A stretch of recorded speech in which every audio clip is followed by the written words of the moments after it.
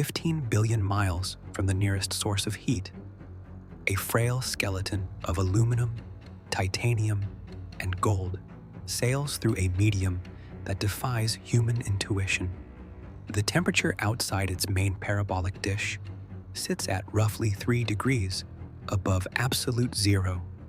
The sunlight that strikes its hull is so severely diluted by distance that it registers as nothing more than a single, piercing point of light in a sea of absolute black, incapable of offering either warmth or navigation. Here, well beyond the heliopause, the protective ocean of particles expelled by our sun has vanished entirely. It has been replaced by the interstellar medium, a sparse but relentless storm of primordial dust and ionized gas hurled outward by the agonizing detonations of ancient stars. This machine is running on borrowed time and decaying physics deep inside its heavily shielded chassis. A ceramic sphere of plutonium-238 quietly sheds alpha particles, generating a continuously diminishing fraction of the heat it possessed when it was launched into a Florida morning almost half a century ago.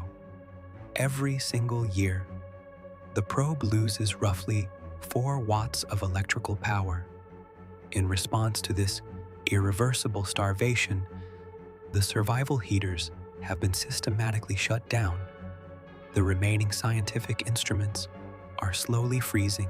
Circuits that were designed by engineers using slide rules and hand-drawn schematics in the late 1970s are currently operating at temperatures far below their tested limits, bathed in a constant, invisible drizzle of high-energy cosmic radiation.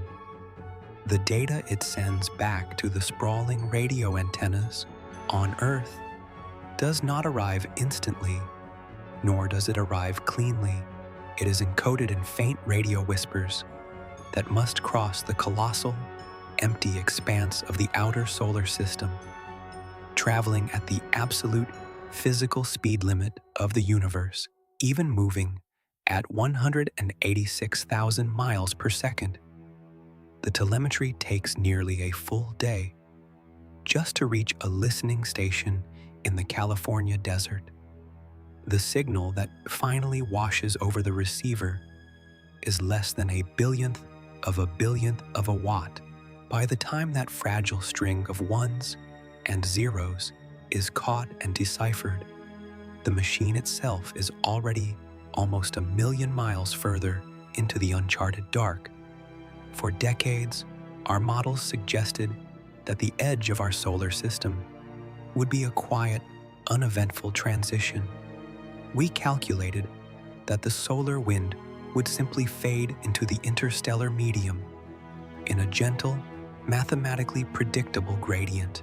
We believed the boundary between our local neighborhood and the rest of the Milky Way was a peaceful, fading shore.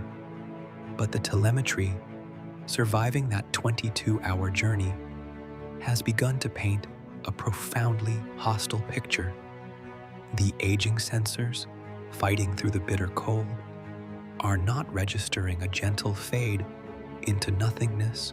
They are detecting localized spikes in magnetic fields, sudden violent surges of galactic cosmic rays, and dense waves of plasma crashing against an invisible, churning barrier. The data is erratic, and the pressure is mounting. The machine is not drifting into an empty void. It is plunging through a highly compressed, turbulent border zone that no theoretical equation perfectly predicted. Something massive, dense, and deeply energized is violently pushing back against the outer edge of our world. And the deeper the probe goes, the clearer it becomes that our intuition about the vacuum of space is a dangerous biological illusion. We are born at the bottom of a gravity well, wrapped inside a thick atmosphere, heavily guarded by a planetary magnetic field. We are shielded from the catastrophic mechanics of the universe by layers of geological and atmospheric armor. Because of this extreme isolation, our brains evolved to perceive space simply as an absence. We look up at the night sky and see a quiet, static emptiness separating the stars. We assume that once you leave the neighborhood of the planets, there is nothing left to encounter but a featureless dark. The instruments bolted to the Voyager probes dictate a radically different reality. Space is not empty. It is a fluid dynamics battlefield on a scale that crushes human comprehension. To understand what these twin machines are actually surviving right now, you must understand the architecture of the bubble we live inside. Our sun is not just a source of light. It is a continuously detonating thermonuclear furnace. Every single second, it violently boils off millions of tons of its own outer atmosphere, hurling a superheated soup of electrons and protons outward in every possible direction. This is the solar wind. It does not drift.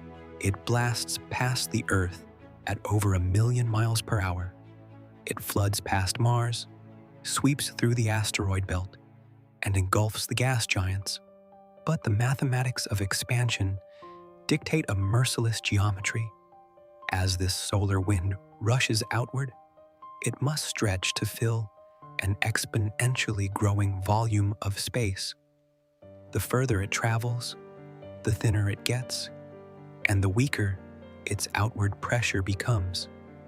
It is a finite amount of force fighting an infinite arena. Eventually, inevitably, that outward pressure must fail. It fails because the space between the stars is already occupied. The interstellar medium is a heavy, crushing ocean of ancient gas, rogue magnetic fields, and microscopic shrapnel left over from the violent deaths of massive stars. This galactic ocean possesses its own relentless pressure, bearing down on our solar system from all sides.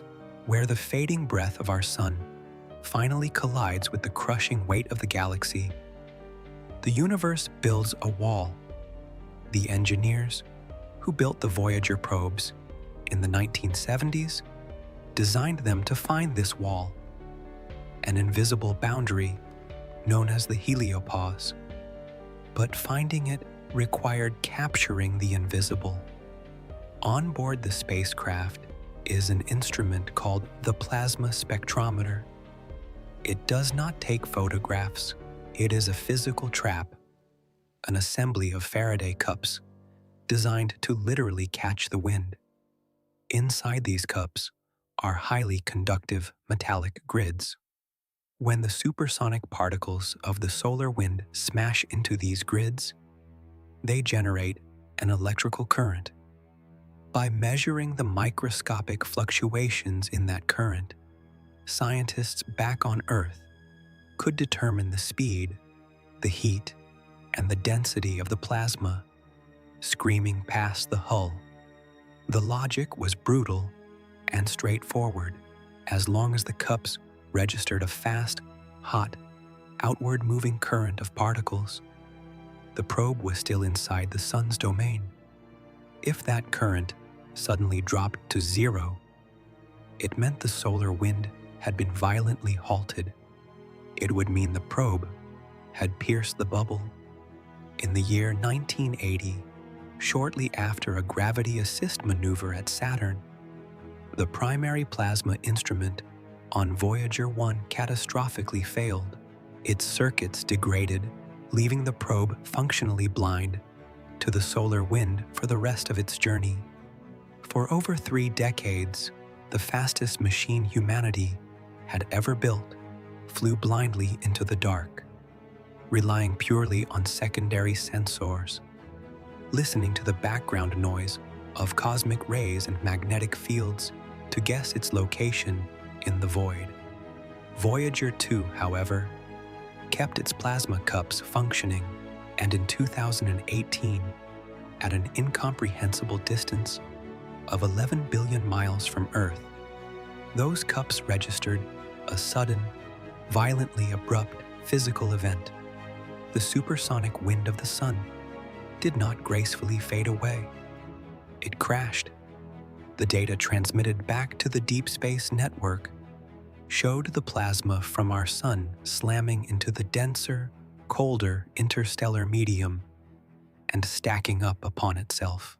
Imagine a raging river suddenly hitting a brick wall and churning into a chaotic, boiling backflow. The speed of the solar particles plummeted. The temperature of the localized plasma spiked dramatically due to the sheer frictional violence of the compression. Then, over the span of a few excruciatingly tense weeks of telemetry, the outward current of solar particles collapsed completely. The cups registered a dense, freezing, heavily magnetized fluid pushing inward. The solar wind had been entirely stripped away. Voyager 2 had completely breached the heliopause. It was a profound and terrifying realization.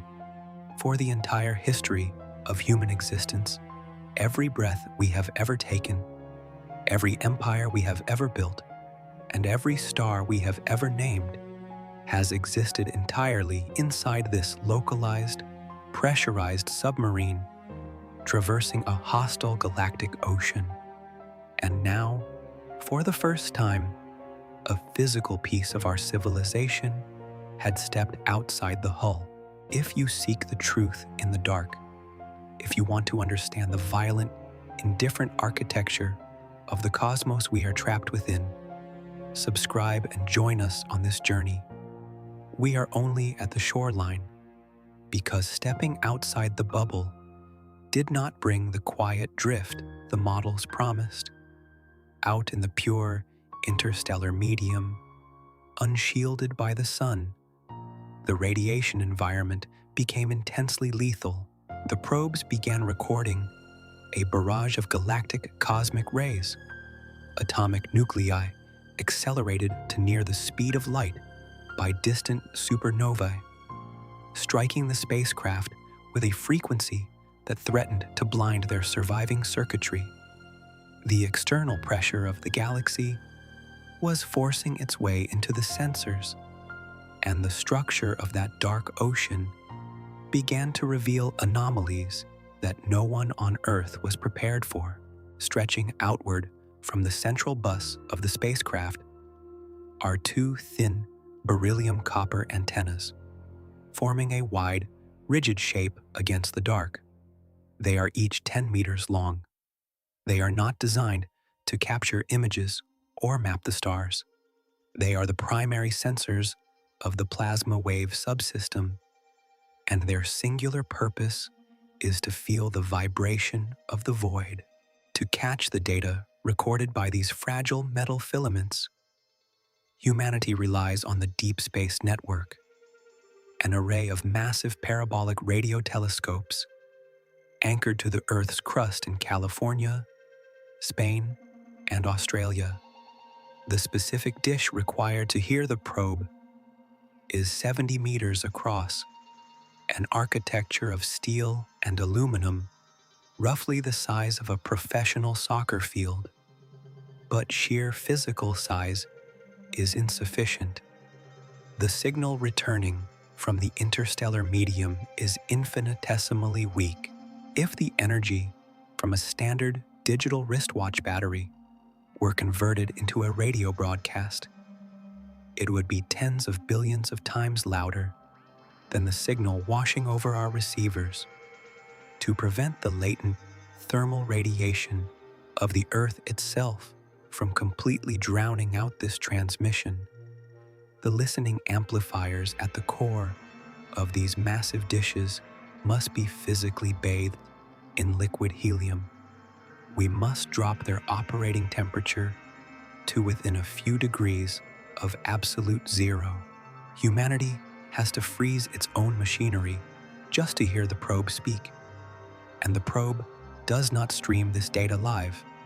The connection is far too brittle to survive the extreme latency of a 22-hour transmission time. The spacecraft relies on a mechanical memory. It hoards its telemetry on an 8-track digital tape recorder. It is a physical spool of magnetic tape driven by micromotors and gears, engineered before the invention of the commercial internet. In the freezing dark, the wheels spin up, recording the violent impacts of cosmic rays and the fluctuating pitch of the interstellar plasma. Then, at precise, pre-calculated intervals, the machine slowly plays the tape back, transmitting the data toward a pale blue dot it can no longer even see.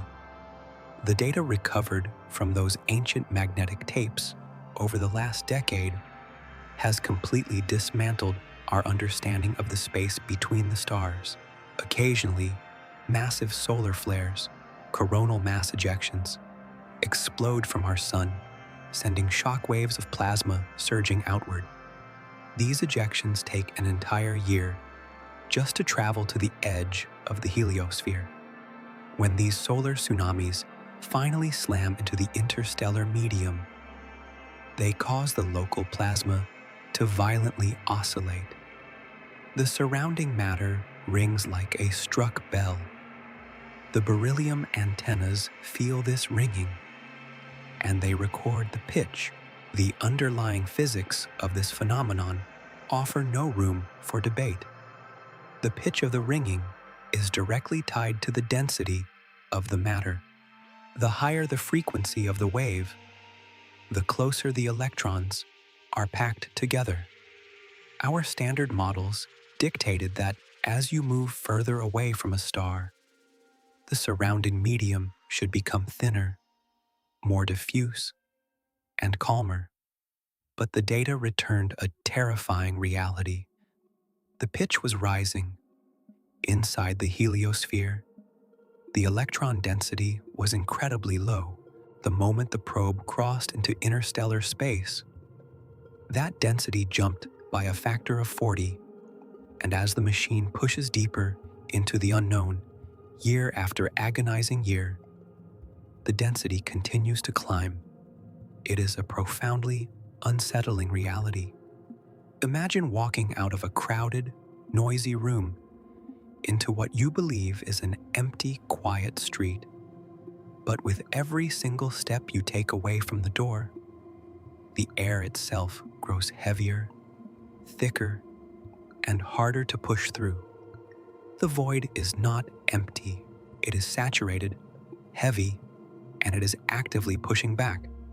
This crushing pressure was further confirmed by another instrument, bolted to the end of a fragile 13-meter fiberglass boom, extended as far away as possible from the metallic interference of the main chassis. This is the magnetometer. Its singular purpose was to read the magnetic compass of the cosmos. For decades, the astrophysical consensus was clean and logical. The sun's magnetic field forms a spiraling protective bubble. Outside that bubble, the Milky Way has its own ancient magnetic field, sweeping through the galactic arms. The models predicted that the moment the probe pierced the heliopause, the magnetic lines of force would sharply shift direction. The compass needle would snap away from the solar influence and align itself with the heavy currents of the broader galaxy. But the telemetry shattered the models. When the boundary was breached, the intensity of the magnetic field spiked violently, just as the math suggested. But the direction of the field did not change, not by a single fraction of a degree. It remained completely frozen, pointing in the exact same orientation as it had deep inside the solar system, even though the physical solar wind was entirely gone. It was a mathematical contradiction. The resolution to this anomaly revealed a mechanism of immense, invisible stress.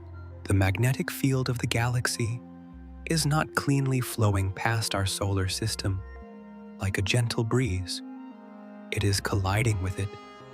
The massive interstellar magnetic lines are violently wrapping around the heliosphere, stretching and draping over our protective bubble like a heavy canvas pulled tightly over a sphere.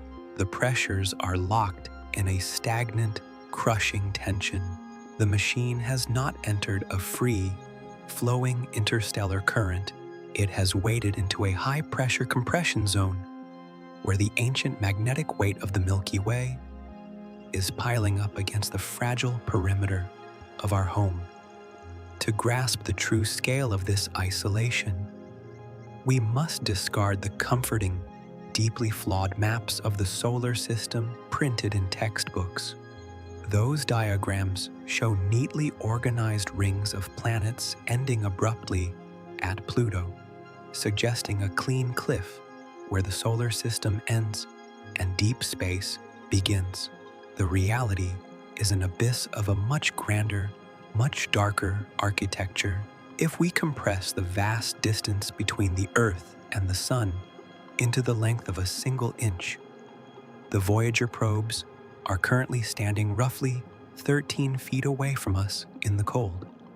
At that exact same scale, the nearest neighboring star is not across the room. It is 4 miles away, and everything in between is not a vacuum. It is a radioactive, pressurized ocean, even traveling at a staggering speed of nearly 1,000,000 miles every single day. The spacecraft has only just scratched the surface of our sun's gravitational grip. Far beyond the heliopause lies the Oort cloud, a theoretical, frozen shell containing trillions of dormant comets loosely bound to the sun's gravity. The machine will not reach the inner edge of this dark, icy graveyard for another 300 years. It will take another 30,000 years to fly completely through it.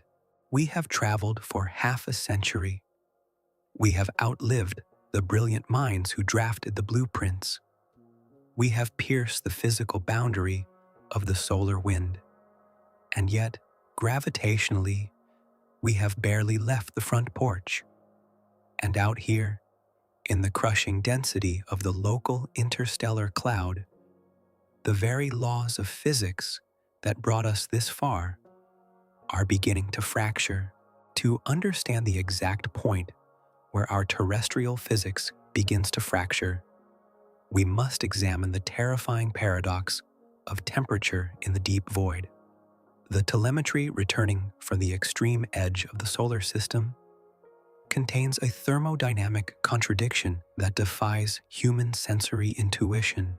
The data heavily indicates that the plasma flooding the interstellar space immediately outside the heliopause is burning at anywhere from 30,000 to 90,000 degrees Fahrenheit. It is a staggering number, hotter than the surface of our sun. Yet, the machine passing through this inferno is slowly freezing to death, its internal mechanisms dropping relentlessly toward absolute zero. The mathematics of thermodynamics on Earth are heavily biased by the density of our atmosphere.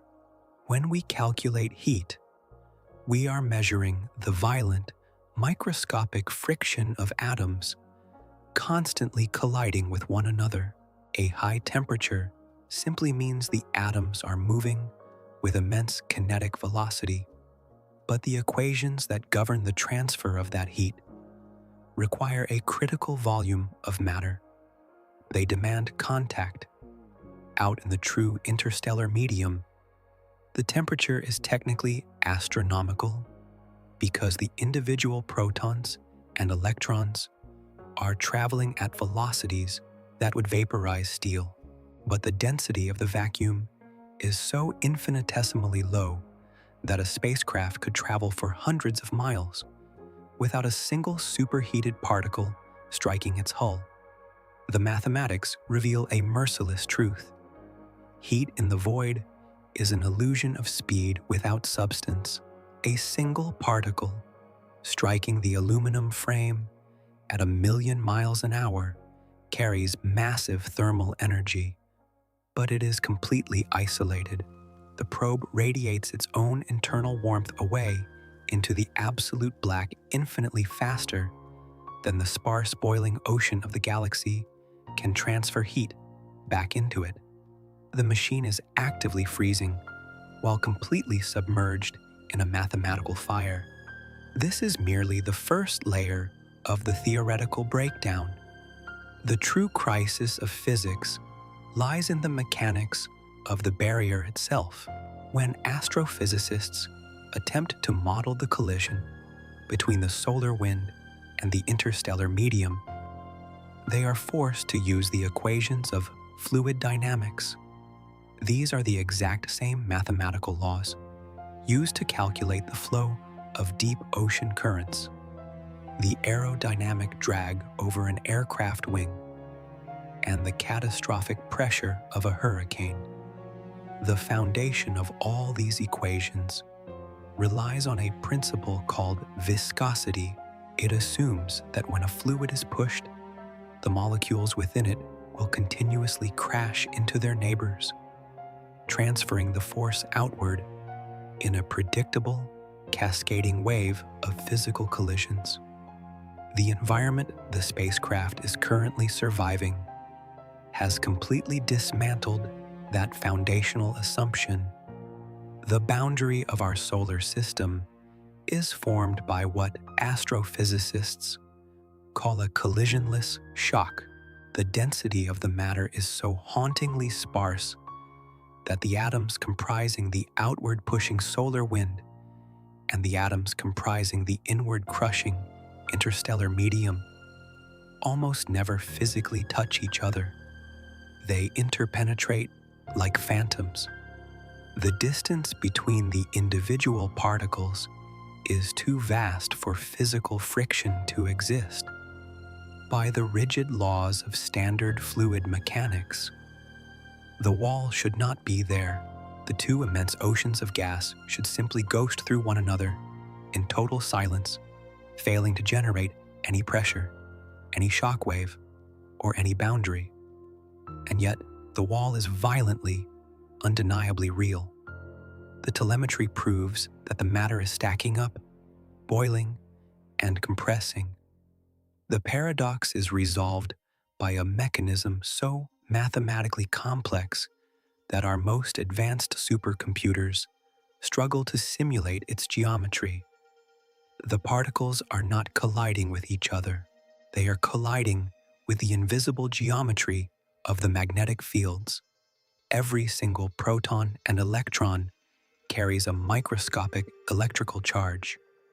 As they drift through the void, they are caught in the sprawling, chaotic web of the galaxy's magnetic architecture.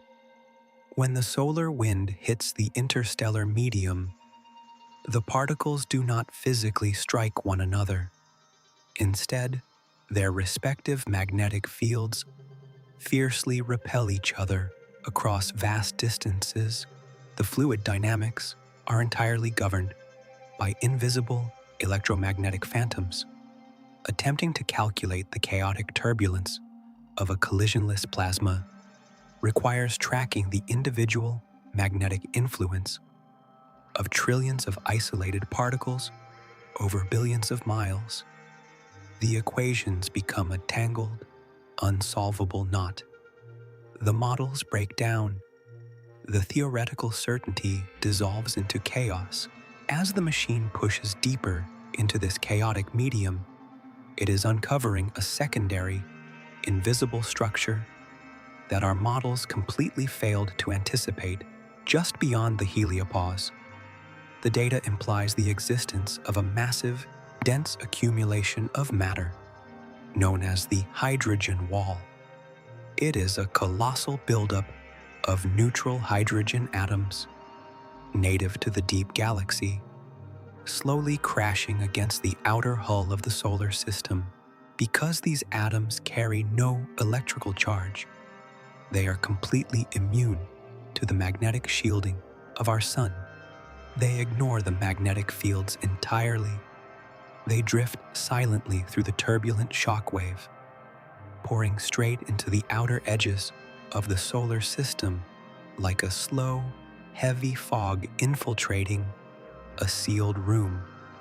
But as this galactic fog drifts inward, it is violently intercepted by a mechanism of absolute atomic theft.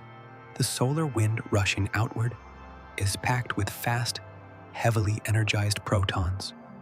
When a fast solar proton intercepts a slow, neutral galactic hydrogen atom, the physics of charge exchange take over.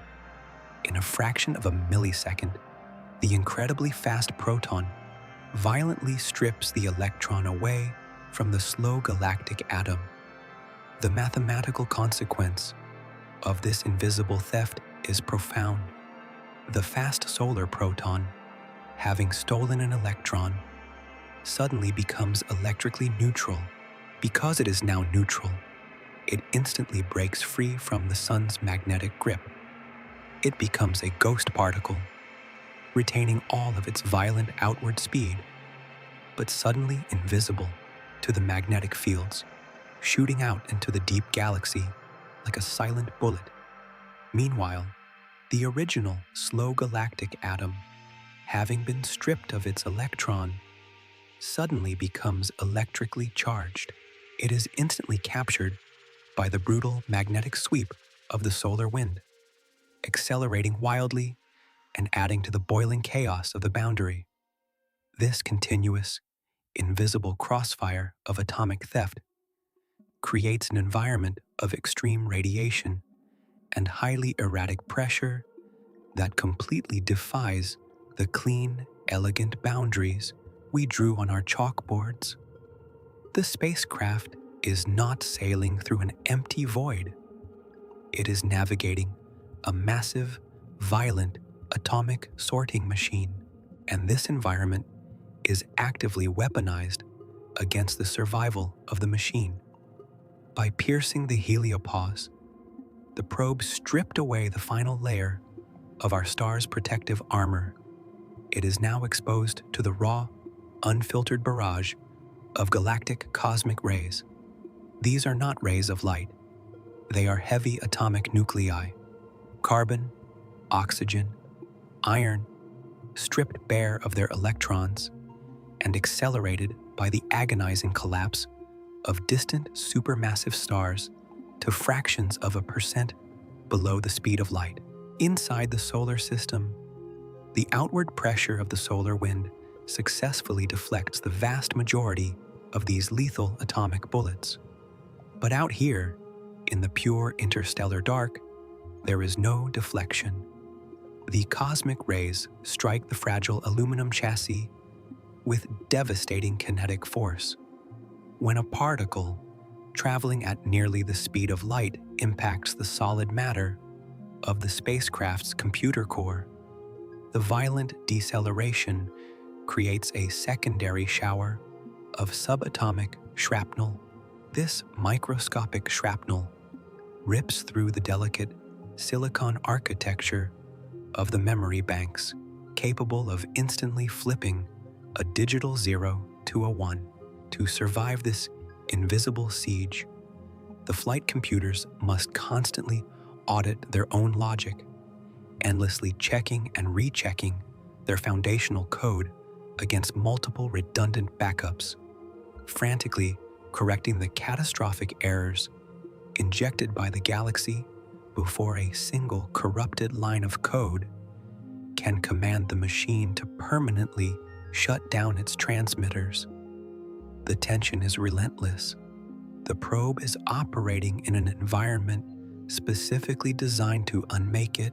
The theoretical physicists waiting on Earth are trapped in a profound state of frustration. The data returning from this extreme frontier is sparse, delayed, and critically incomplete. The scientific method relies on controlled observation, repetition, and immediate feedback. But here, the scientific method is chained to the agonizingly slow decay of a single ceramic sphere of plutonium. The answers to the collapse of our fluid dynamics models, the true structure of the hydrogen wall, and the origin of the anisotropic cosmic ray streams are locked in the dark, miles ahead of the freezing sensors. Every new whisper of telemetry dismantles another terrestrial assumption, proving that the local interstellar medium is not a quiet, empty neighborhood, but a highly pressurized, fiercely active, and incredibly hazardous environment. The equations we used to map the universe from the safety of our atmosphere are proving dangerously inadequate when confronted with the crushing reality of the physical void. The barriers are not just physical, they are intellectual. The deeper the machine plunges into the dark, the more the fundamental rules of our reality begin to warp and fray, demanding an entirely new mathematics to comprehend the violent hostility of the space between the stars. The hostility of the space between the stars is not simply a mechanical problem for a decaying probe. It is a profound and terrifying revelation about the architecture of our past and the fragile illusion of our future. For the entirety of human history, we have looked at the solar system as a permanent, unchanging sanctuary. We track the orbits of the planets. We predict the eclipses centuries in advance, and we assume that the cosmic environment we inhabit today is the default state of the universe. The data transmitted from the extreme edge of the heliosphere completely obliterates that comfort. It proves that the protective bubble generated by our sun is not a static shield. It is a highly sensitive, deeply reactive weather pattern, and it is entirely at the mercy of the galactic climate. We are not sitting still. Our entire solar system is hurtling around the supermassive black hole at the center of the Milky Way at roughly 500,000 miles per hour. As we make this colossal 230 million year orbit, we are actively plowing through different regions of the galaxy.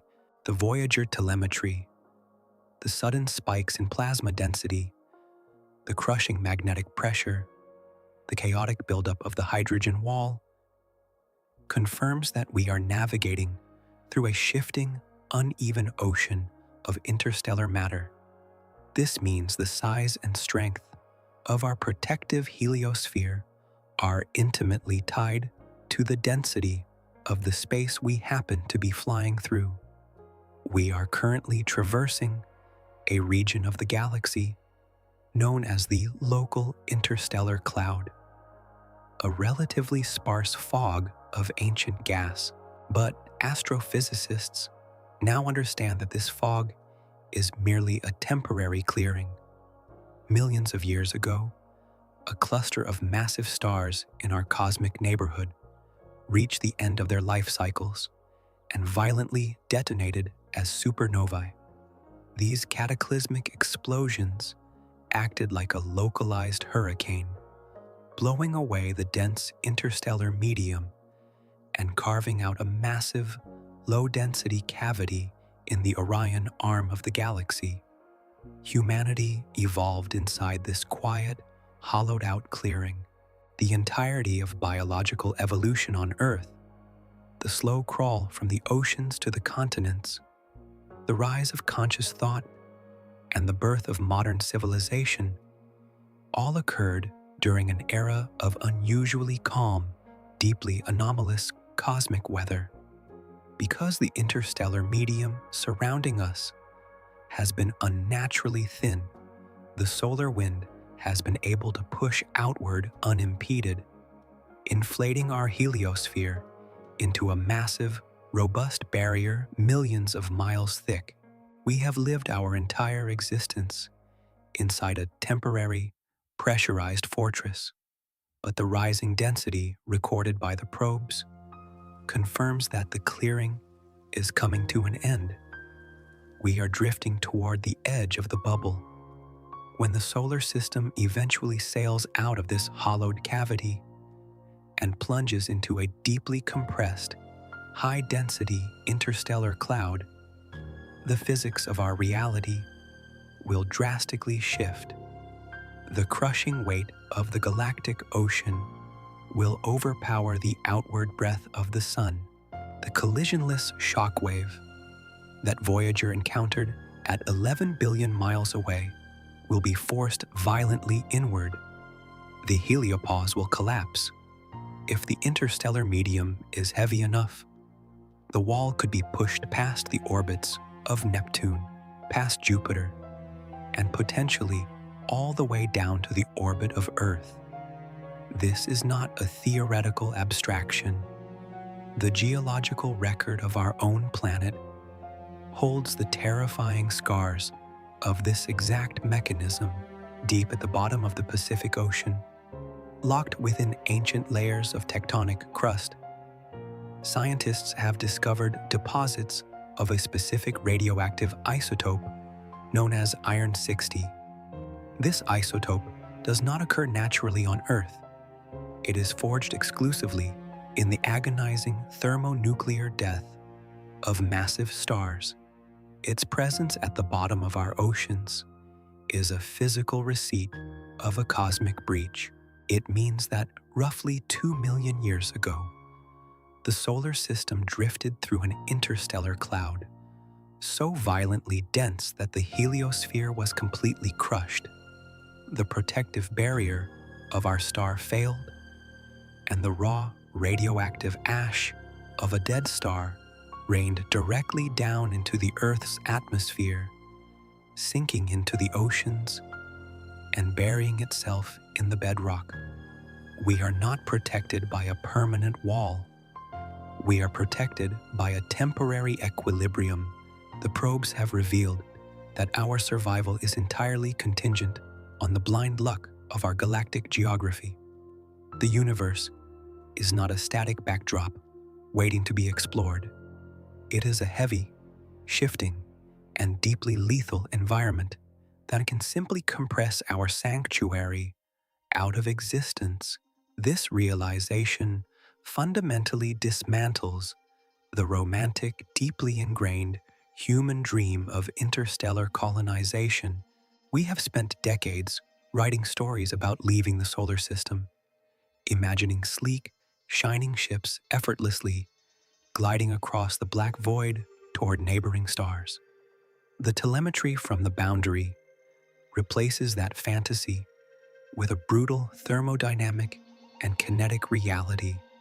The space beyond the sun is a grinder. If humanity ever attempts to build a machine capable of crossing the gulf to Alpha Centauri, that machine must travel at a significant fraction of the speed of light. But the Voyager data has mapped the true density of the void. The space between here and the nearest star is heavily saturated with microscopic dust grains, ionized gas, and rogue magnetic currents. The mathematics of kinetic energy are ruthlessly indifferent to our ambitions. Velocity is an explosive multiplier. If a spacecraft traveling at 20% the speed of light strikes a single grain of interstellar dust, no larger than a grain of sand, the physics of the impact are apocalyptic. At those relativistic speeds, the microscopic dust grain does not simply scratch the hull, it violently detonates. The kinetic energy is converted instantly into a blinding flash of gamma radiation and superheated plasma, striking the ship with the explosive yield of a heavy military bomb. There is no aerodynamic shape that can deflect it. There is no known metal that can absorb millions of these impacts over a journey lasting decades. To travel between the stars is to willingly subject a machine to a continuous, relentless barrage of atomic artillery. The boiling plasma and the dense magnetic walls discovered by the probes are not just scientific curiosities, they are the physical bars of our cage. The universe has implemented a quarantine of absolute distance and lethal friction. The deeper we look into the mechanics of the void, the more apparent it becomes that we are biologically and technologically marooned. And as the external reality of space proves entirely hostile to biological life, the internal reality of the probes themselves is undergoing a profound transformation. They are no longer simply machines flying through space.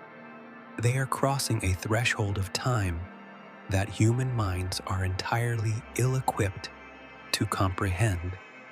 We track our history in days, years, and centuries. We measure time by the rotation of a rock and its orbit around a single, localized source of light. But outside the heliosphere, the sun is just another pale, flickering dot lost in a sea of billions. The gravitational influence remains, but the temporal dominance is completely gone. The machines have decoupled from human time. They have entered deep time. Deep inside the main chassis of each probe, the ceramic spheres of plutonium-238 are continuing their slow, unstoppable atomic decay. The half-life of this specific isotope is roughly 87 years. It is a slow, dying fire. Within the next decade, the electrical output will drop below the absolute minimum threshold required to power the central processors. The survival heaters will freeze permanently. The beryllium antennas will stop listening to the plasma waves. The gyroscopes that have flawlessly maintained the spacecraft's orientation toward a distant Earth for half a century will seize up in the bitter, absolute cold. The transmitters will go completely silent. But the death of the instruments is not the death of the machine. It is merely the end of the conversation. Once the electrical heartbeat stops, the probes will become dead, frozen monuments of aluminum and gold, heavily scarred by cosmic radiation, plunging blindly into the dark. Without the active stabilization of the thrusters, they will slowly begin to tumble, and they will continue to fall through the void, entirely unbothered by the passage of human epochs. 30,000 years from now, long after the metal of the Eiffel Tower has rusted into powder and the concrete of our cities has been swallowed by the shifting tectonic plates of the Earth, the machines will finally clear the outer icy edge of the Oort cloud. They will drift past the frozen, primordial debris left over from the birth of the solar system, entirely silent, entirely blind. In 40,000 years, Voyager 1 will drift within a little over 1.5 light years of a star named Gliese 445, an obscure, dim red dwarf burning quietly in the constellation of Camelopardalis. By the time the dead machine passes that alien sun, human civilization may be an entirely forgotten memory, buried under the shifting ice of a radically altered planet. The probe will not take a photograph. It will not adjust its course. It will simply fall past it, dragged onward by the macro-gravitational currents of the Milky Way. The trajectory is infinite. Unless they physically collide with a rogue asteroid or are drawn into the gravitational well of a dead star, the mechanical skeletons will outlive the Earth itself. They will orbit the center of the galaxy for hundreds of millions of years.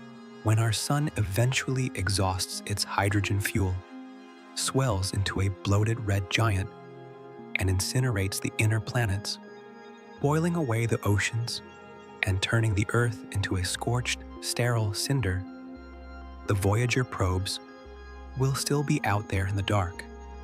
They are no longer instruments of science. They have become the ultimate, permanent fossils of our existence. Bolted to the side of each decaying frame is a phonograph record crafted from pure, gold-plated copper. The engineers etched the grooves with the mathematical precision of a civilization desperate to be remembered. It contains the chemical formulas of our DNA, the diagrams of our solar system, the sounds of our oceans, and the greetings of a species that had just barely learned to leave its own atmosphere. The record is encased in an aluminum jacket, heavily electroplated with a highly purified isotope of uranium-238. It is a radioactive clock, placed there so that if anything in the deep, unfathomable future ever intercepts the machine in the dark, they will be able to measure the exact rate of the isotopic decay and calculate precisely how many millions of years have passed since the record was forged. But the data from the boundary reveals a much darker fate for this golden message. The interstellar medium is not empty. It is a storm of high-energy cosmic rays and relativistic dust. Over the millions of years of their silent orbit, this microscopic shrapnel will relentlessly bombard the golden records. The precise mathematical etchings will be slowly, agonizingly sandblasted by the friction of the void. The sounds of Earth, the diagrams of our bodies, and the coordinates of our home will be erased, atom by atom, by the exact same crushing environment that the probes originally sought to map. The message is slowly being deleted by the sheer hostility of the medium it is traveling through. The consequences of breaching the heliopause extend far beyond the fluid dynamics of plasma and the geometry of magnetic fields. The data forces us to confront the terrifying architecture of the reality we occupy. We are temporary residents of a fragile, shifting bubble of warmth, surrounded by a violent, irradiated ocean that is actively seeking to compress our existence. We are locked behind a barrier of unimaginable distances and apocalyptic kinetic energy, completely quarantined from the broader galaxy, and our most ambitious attempts to reach into the dark, our grandest monuments of engineering, are destined only to be silenced, frozen, and slowly erased by the indifferent mechanics of the cosmos. We sent these machines into the dark as ambassadors, convinced that our existence warranted an introduction to the cosmos. We assumed that our mathematics, our architecture, and our biology were achievements worthy of eternal preservation. But the cosmos does not recognize achievements. It only recognizes mass, velocity, and entropy. The boundary we have crossed is not a gateway into a grand, welcoming galactic community. It is a harsh and indifferent threshold, marking the exact physical coordinate where human consequence drops to absolutely zero. For a brief, microscopic fraction of geological time, we managed to hurl a fragile shell of aluminum beyond the protective warmth of our star. We taught metal to listen to the frequency of the plasma. We taught silicon to count the impacts of relativistic radiation. We forced the raw materials of the Earth to become an extension of our own nervous system.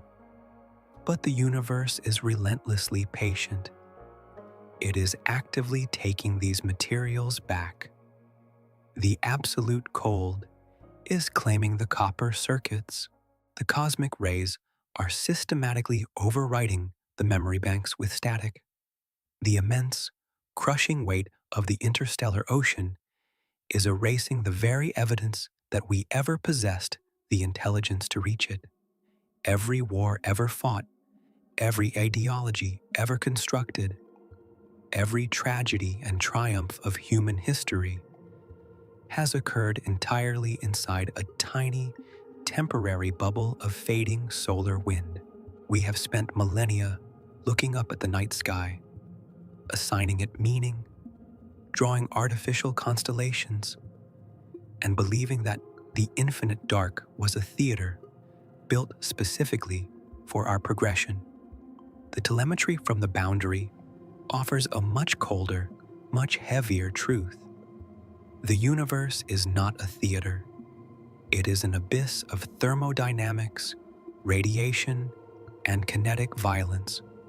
We are not the center of an unfolding narrative. We are a momentary biological anomaly.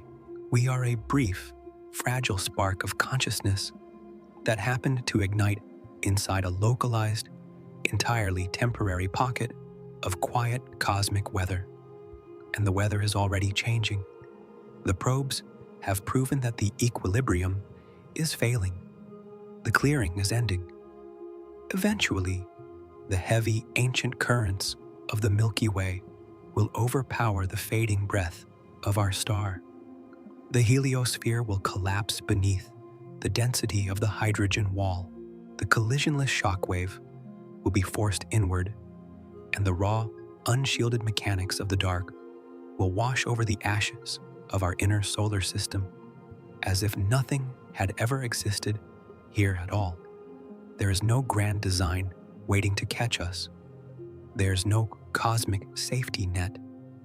There's only the crushing distance, the boiling plasma, and the absolute, unbroken silence of the deep.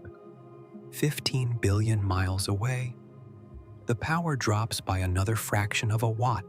The internal temperature falls by another fraction of a degree. The ancient magnetic tape recorder spins in the freezing dark. The faint whisper of telemetry washes over the radio dishes on Earth, brittle, degraded, and heavily corrupted by the radiation of the void. And then the machine plunges further into the black. It does not look back. It does not wait for an answer. It simply falls, deaf, blind, and forgotten, into a night that has no morning.